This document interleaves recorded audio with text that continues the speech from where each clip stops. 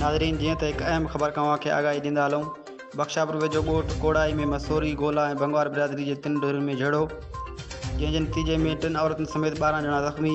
नाज़रीन हिकु दफ़ो ॿीहर तव्हांखे अपडेट्स ॾींदा हलूं बख्शापور खां त ॻोठ क़ोड़ाई में مسوري گولا ऐं बंगवार برادري जे 3 ढुरनि में झेड़ो, संदसि झेड़े जे नतीजे में 3 औरतुनि समेत 12 ॼणा ज़ख़्मी। ऐं इलाइक़े वासियुनि जो चवणु हो त कुझु देरि बाद पुलिस वाक़े वारे हंधि पहुची ज़ख़्मियुनि खे अस्पताल मुंतक़िल करायो ऐं वाक़े जो को बि केस दाख़िल न थियो ऐं न ई का गिरफ़्तारी अमल में आई।